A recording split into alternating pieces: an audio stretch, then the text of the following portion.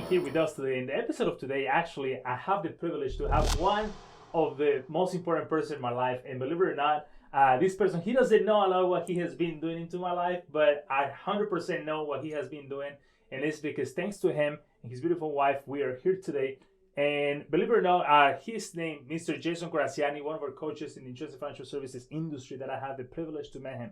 Multi-million-dollar business right now, running one of the biggest organizations in a company that we represent. So, Jason, how are you? I'm Welcome. very good. I'm glad to be here today. Awesome, Very glad to be awesome. here. Thank you. So, tell us a little bit about your story for those that they don't know you, please. Well, I come from a family where if you're a male, you move furniture. And if you're a woman, you're in the office. So it was a very blue-collar upbringing in Southern California. I knew what I didn't want to do. I didn't want to move furniture, okay? But I didn't know what I wanted to do. And my parents divorced each other twice.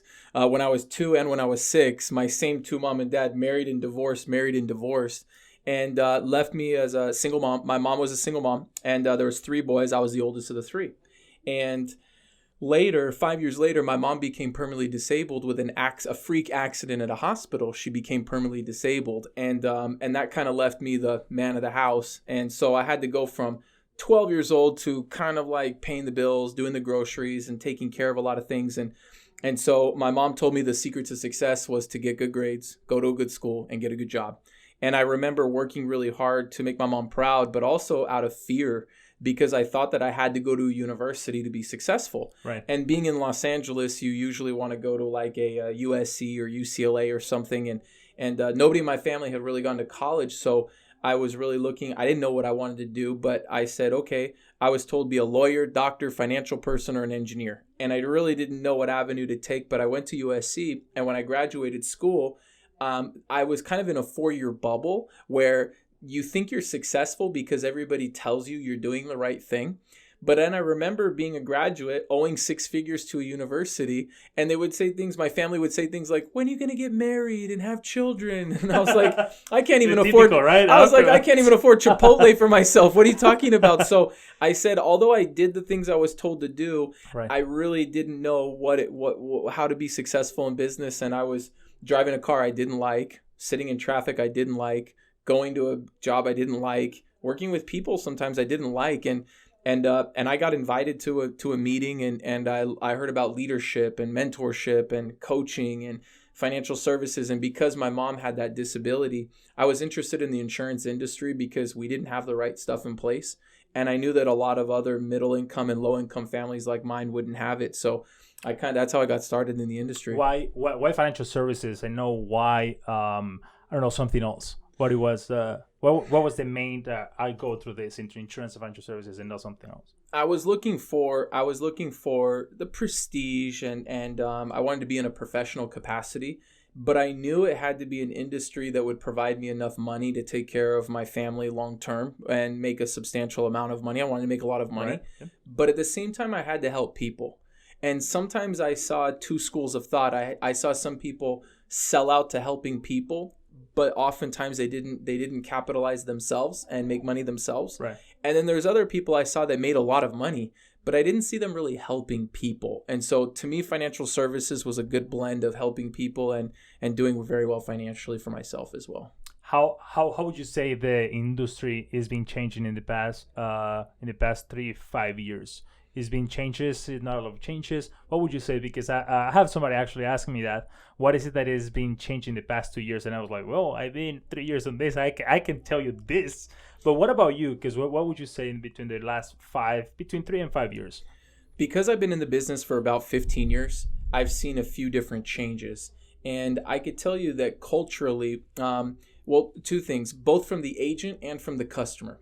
From the agent perspective, I typically saw financial services as maybe think golf club community, country club type agents, a little bit older, middle age, and maybe from certain zip codes in the United States.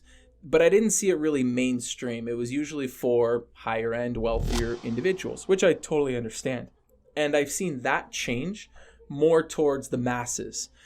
Maybe the way an H&R Block did taxes, or maybe the way, a a McDonald's can duplicate its distribution versus just being one nice restaurant. So I saw the agents becoming more diverse in their age, gender, ethnicity, and the agent itself has changed.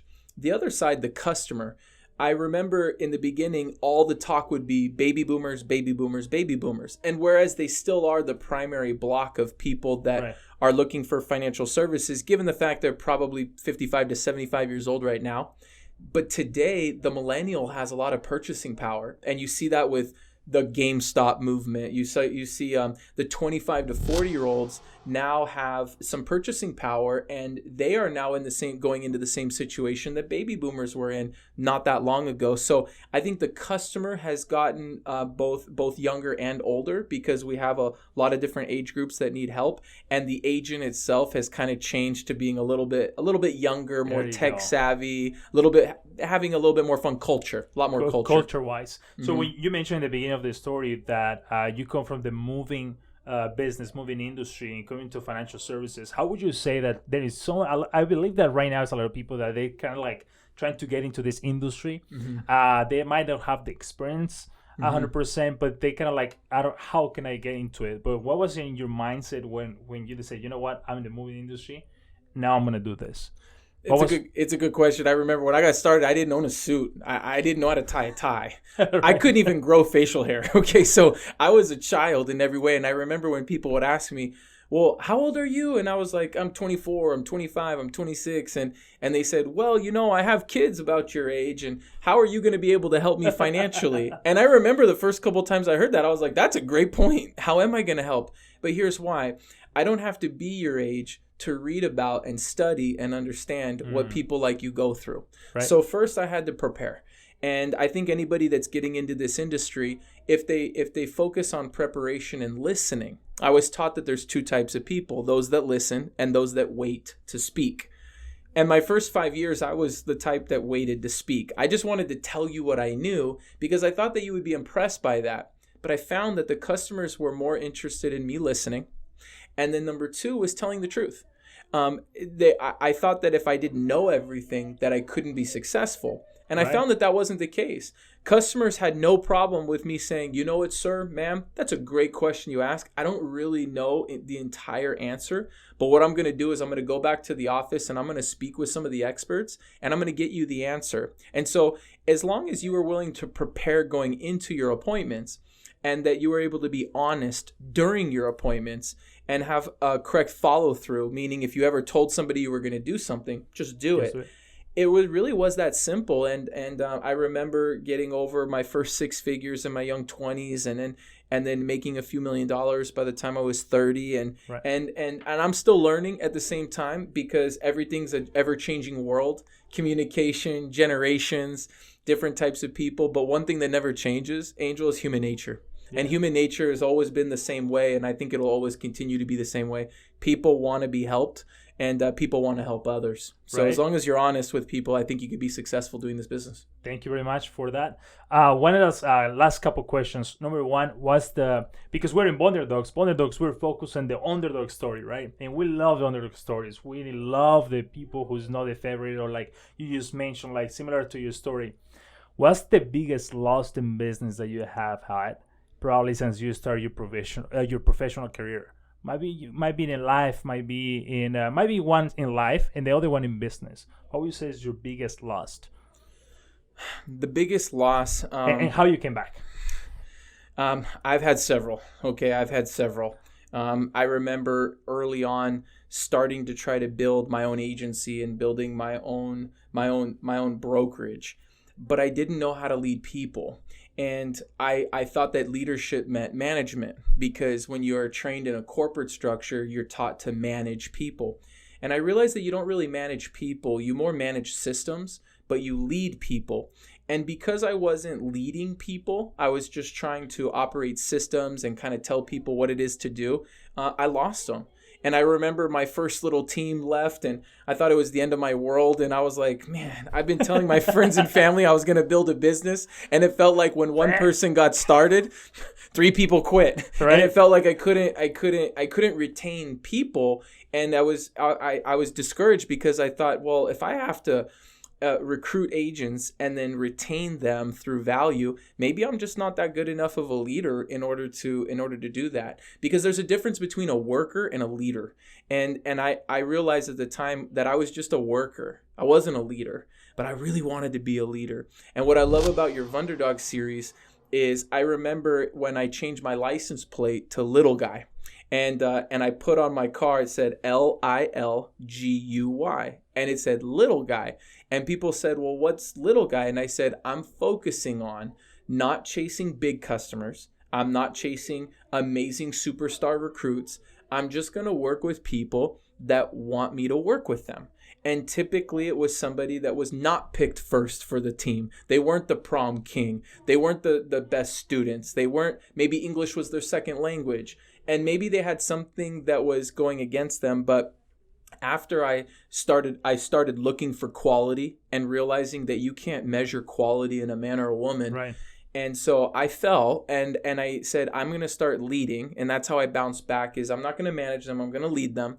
And I'm going to work with people that want to be worked with, not try to convince people to work with me. And I would say that then I started having some successes afterwards. Many more failures along the way. There were many more, but I would say that was the biggest one. But what's the biggest loss financially? Because at the end of the day, we focus on also, yes, in the coming stories coming back. But I truly believe that there is a lot of entrepreneurs or junior entrepreneurs, if we're going to call them like that they're trying to start something, but because they're afraid of the losing, they're like, oh, they're holding them back. Mm-hmm. But I know that most of the people, and even the guests that we have here with us, we ask them the same questions. What's the biggest in biggest loss financially that have you got, and how you came back like, oh, okay, I got this one, I got to come back to this one. Well, the first big financial loss, maybe by the dollar amount, wouldn't surprise a lot of people. But to me, I used credit cards when I got started. And I remember that was back when you could apply for several credit cards. Mm-hmm. And I had, I guess for a younger person, I had some decent credit and I got a credit card. And then when I learned that one credit card company can be paid by another credit card company, I paid a credit card. And then I said, wait a minute, you could pay credit cards with credit cards? And Angel, I'm not proud of it, but I ended up with double-digit revolving credit accounts by the time I was 24, 25 years old. And I wasn't proud of it, but it was the truth. And I had tens of thousands of dollars of debt. And I found myself working every single month just to cover minimum payments. And I felt like I was underwater and I had a little straw and the straw would come out of water. I was just trying to like suck air like from the sky. I was like, come on, please help me. And so that was like getting into debt and not doing it responsibly and just going month to month. And I've always had a high level of faith. And how I came out of it really was by the grace of God. I came to a point where I had never been late on anything. Although I had a lot of debt, I never was late. And I had one situation where I was down to about $300. And I had way more payments to make. And I just didn't know how to stretch it. I had already borrowed what I could borrow. And I remember being at my desk and I felt really low. And I was like, I had tears in my eyes and I didn't want my mom to find out. I didn't want my girlfriend at the time to find out. And I said, you know what? And I said, God, I'm going to write a check to my church. And it's a true story. I said, if I'm going to go out, because it felt like I was going to go out. It felt like right there, I was going to go out. And I just didn't want a creditor to get my last $300. Right. So I wrote it to a church.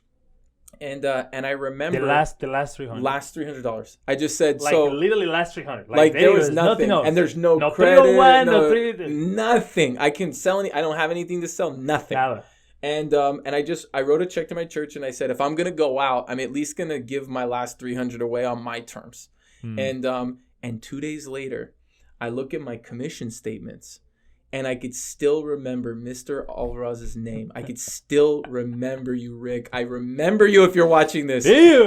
One of my customers on his own went and funded a policy with a substantial amount of money, at least for me at the time, and it gave me a several $1,000 commission. And I thought the company made a mistake. I looked at my commissions and it said a positive balance, and I thought, First, my first thought was, they made a mistake. That means I have 30 days until they're going to fix it. Yes, I can figure it out. And then I realized they didn't make a mistake. That customer did it. And I thank God. And I was like, my faith, since then, I never wavered on making the right decisions. And I've been as responsible as I can financially since then. And at times overextended myself, but I made sure that I always gave my first 10% every Friday.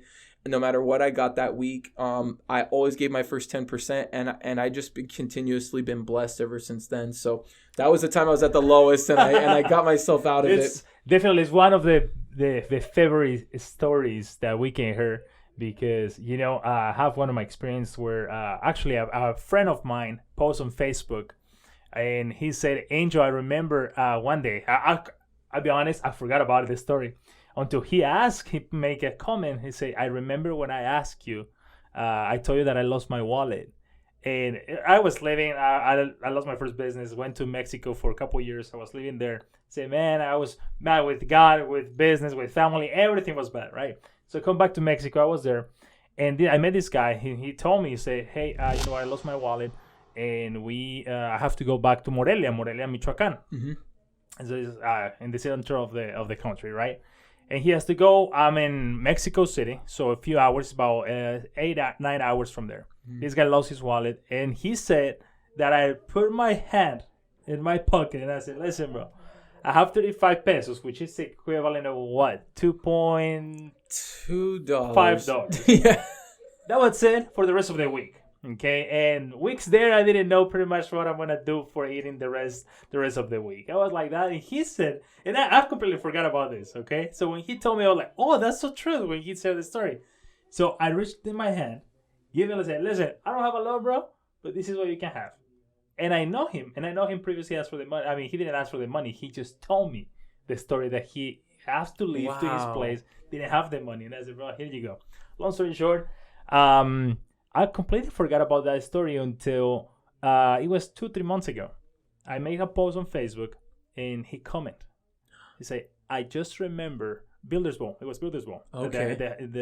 I posted a picture, and then he commented, "I still remember when I asked you for my wallet, when I shared the story that I lost the wallet." Wow. And raise your hand, you fucking give me everything. Here is the weirdest part. That week, that was a week and a half later, that was when I decided to come back to the States.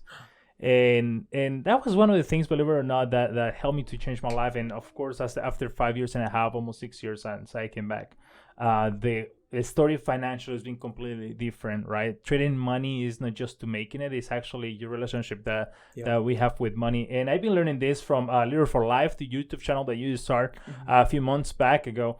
And I've been watching some of the stuff that you talk about money, or you're talking about leadership at the same time. It's not leadership just to lead, but it's leadership with finances as well. Mm-hmm. Some of the financial education. So we really appreciate those things that you're doing right now through YouTube and sharing that information. Excellent. Because help us to remind with this type of story, help us to go back and remember this, what we went through, and then don't forget, oh, you know what, this happened.